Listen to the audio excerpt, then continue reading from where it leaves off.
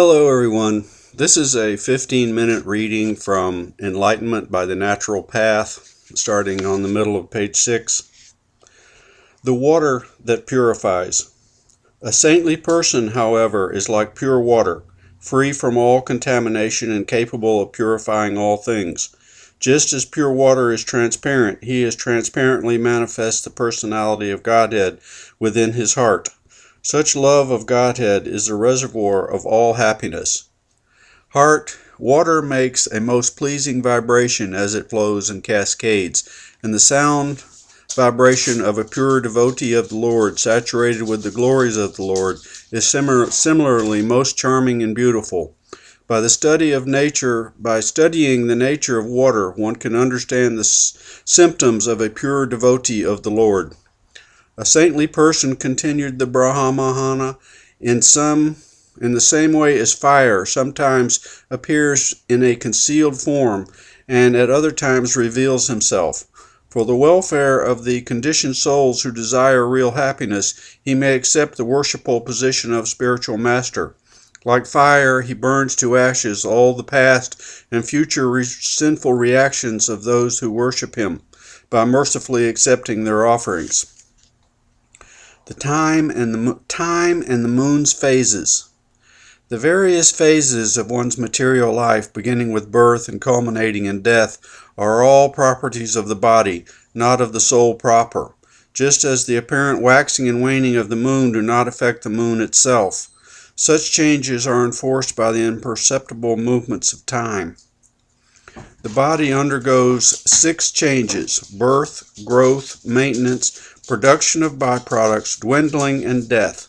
Similarly, the moon appears to grow, diminished, and finally disappears.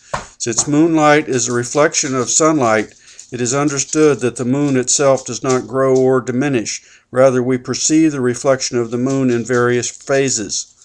The external soul is not born, nor does it die, as confirmed in Bhagavad Gita 2.20, Na jayate miriyate vakadaksin. The material body is certainly an ephemeral and phantasmagorial manifestation of the Lord's external potency. What we can learn from the sun. The Avadahuta continued, just as the sun evaporates large quantities of water by its potent rays and later returns the water to the earth in the form of rain, a saintly person accepts all types of material objects with his material senses, and at the appropriate time, when the proper person has approached him to request it, he returns such material objects. Thus, both in accepting and giving up the objects of the senses, he is not entangled. A Krishna-conscious person never feels proprietorship over opulence entrusted to him by Lord Krishna, for spreading the Krishna consciousness movement. The devotees of Lord Krishna should not merely accumulate material wealth, but should distribute the opulences of Lord Krishna in such a way that the Krishna consciousness movement spreads unlimitedly. This is a lesson to be learned from the sun. Even when reflected on various objects, the sun is never divided, nor does it merge into its reflection. Only those with dull brains would consider the sun in this way. In the same way, though the soul is reflected through different material bodies, it remains undivided and non-material. Chapter 2. The Foolish Pigeons. The Brahmana Avadahuta continued relating to Maharaja Yadu what he had learned from different living beings in the elements of material nature. One should never indulge in excessive affection or concern for anyone or anything, otherwise one will have experience of great suffering like the foolish pigeon. There once was a pigeon living in the forest along with his wife. He had built a nest within a tree and lived there for several years in her company. The 2 pigeons were very much devoted to their household duties, their hearts being tied together by sentimental affection. They were each attached to each other's glances, bodily features, and states of mind. In this way they become completely bound each other in affection. Naively trusting in the future, they carried out their acts of resting, sitting, walking, standing, conversing, playing, eating, and so forth, as a loving couple among the trees in the forest. Whenever she desired anything, O king, the she-pigeon would flatteringly cajole her husband, and he would in turn would gratify her by faithfully doing whatever she wanted, even at the cost of great personal difficulty. He could not control his senses in her association.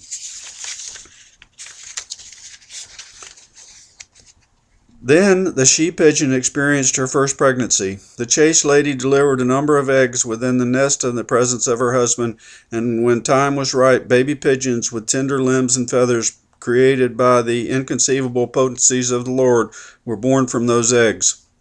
The two pigeons became most affectionate to their children and took great pleasure in listening to the sound of their awkward chirping, which sounded very sweet to the parents.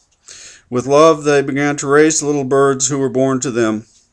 The parent birds became very joyful by observing the soft wings of their children, their chirping, their lovely innocent movements around the nest, and their attempts to jump up and fly. Seeing their children happy, the parents were also happy.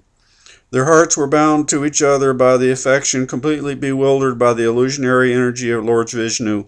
The foolish birds continued to take care of their young offspring. Until one day, the two heads of the family went out to find food for the children. Being very anxious to feed their offspring properly, they wandered all over the forest for a long time.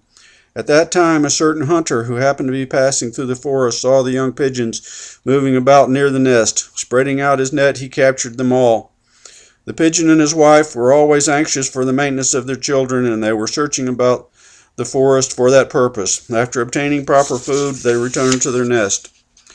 When the lady pigeon caught sight of her own children trapped within the hunter's net, she cried out and rushed toward them, and as they cried out to her in return, the lady pigeon had also allowed herself to be bound by the ropes of intense material affection, and thus her mind became overwhelmed in anguish. Being in the grip of the illusionary energy of the Lord, she completely forgot herself. As she rushed toward her helpless children, she immediately became bound in the hunter's net. Hopeless frustration. Seeing his own children, who were more dear to him than life itself, fatally bound in the hunter's net, along with his dearmost wife, whom he considered equal in every way to himself, the poor male pigeon began to lament wretchedly, "Alas, just see how I am now destroyed. Obviously I am a great fool, and I did not properly execute pious activities. I could not satisfy myself in this life, nor could I fulfill the purpose of my life. My dear family, which was the basis of my religiosity, economic development, and the sense gratification, is now hopelessly ruined. My wife and I were an ideal match. She was always faithfully obeyed me, and in fact accepted me as her worshipful deity. But now, seeing her children lost and her home empty, she has left me behind and gone to heaven with our saintly children. Now I am a wretched person living in an empty home. My wife is dead, my children are dead. Why should I possibly want to live? My heart is so pained by the separation from my family that life itself has become simply suffering." The father pigeon saw his poor children trapped in the net on the verge of death. Watching them pathetically struggling to free themselves, his mind went blank. As he wretchedly stared at them, he himself fell into the hunter's net. The cruel hunter, having fulfilled his desire by capturing the head pigeon, his wife and all their children set out for his home. The value of human life. In this way, one who is too attached to family life becomes disturbed at heart. Like the pigeon, he tries to find pleasure in mundane sexual attraction. Busily engaging in maintaining his own family, the miserly person is fated to suffer greatly along with all his family members. The doors of liberation are opened wide to one who has achieved human life, but if a human being simply devotes himself to family life like the foolish bird in the story, then he is considered as one who has climbed to a high place only to trip and fall down. Chapter 3. Happiness through Detachment. The saintly Brahmana said, "O king, the embodied living entity automatically experiences unhappiness in heaven or hell. Similarly, one will automatically experience happiness even without seeking it. A person of intelligent discrimination therefore does not take any endeavor to obtain such material happiness. Follow the example of the python. The serious transcendentalist gives up material endeavors and accepts for his maintenance that food which comes of its own accord, whether it be delicious, tasteless, ample, or meager. If at any time food does not come, then the saintly person should fast for as many days without making indefinite. He should understand that by God's arrangement he must fast. Following the example of the python, he should remain peaceful and patient. A saintly person should remain peaceful and materially inactive, maintaining the material body without much endeavor. Even though possessed of full sensual, mental, and physical strength, he should not become materially active, but rather always remain alert to his actual self-interest. A transcendentalist does not endeavor for his personal maintenance, knowing that the Lord is protecting him in all respects. If by God's arrangement one is forced to suffer material hardship, then he should think, due to my past sinful activity, I am now being punished. It should not be misunderstood, however, that the purpose of life is to lie on the ground like a python and to make a show of starving the body. The example of the python does not mean that one should become completely inactive. One should instead be active in spiritual advancement and active in material sense gratification. If one becomes completely inactive, that is certainly the darkest of ignorance, in which one remains asleep to his identity as the eternal servant of the personality of Godhead. The transcendentalist is eager to execute his service to the Lord, and therefore is grateful when the Lord provides material facilities for his service. Mere renunciation of the material world is Falalugavaraya, or an immature stage of spiritual understanding. One must come to the stage of Yakatavaraya, engaging in everything in the service of Lord Krishna. A devotee absorbed in spreading Krishna consciousness automatically receives all facilities for his personal maintenance. Like the unfathomable ocean. The Avahadahuta continued, a saintly sage is happy and pleasing to his external behavior. A saintly sage is happy and pleasing in his external behavior, whereas internally he is most grave and thoughtful. Because his transcendental understanding cannot be measured or limited, he is never disturbed, and thus in all respects he is like the tranquil waters of the unfathomable and unsurpassable ocean. During the rainy season, the swollen rivers rush into the ocean. During the dry summers, the rivers, now shallow, severely reduce their supply of water. But the ocean does not swell up during the rainy season, nor does it dry up during the hot summer. In the same way, a saintly devotee who has accepted the Supreme Personality of Godhead as the goal of his life sometimes will receive by providence great material opulence, and sometimes he will find himself materially destitute. Such a devotee of the Lord, however, does not rejoice in flourishing conditions and is not morose when poverty-stricken. The foolish moth.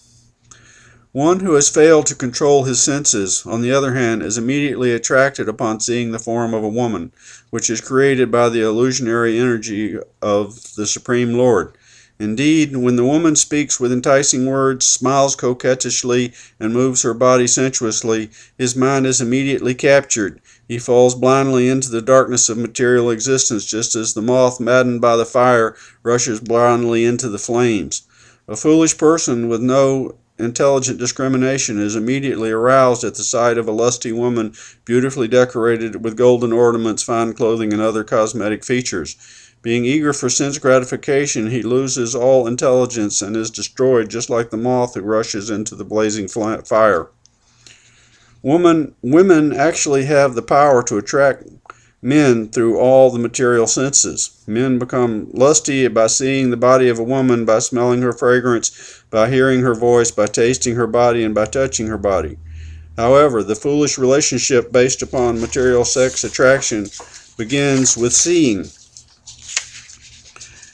And this aspect of rupa, or form, is very prominent in the process of ruining one's intelligence. This fact has been exploited in modern times by the huge pornographic industry, which preys on unfortunate men and women. The example of the foolish moth rushing into the fire and destroying itself is most appropriate in this regard, One who becomes addicted to the momentary pleasure of sex indulgence certainly loses his power to understand the spiritual reality behind the dull matter. That's it, y'all. Bye.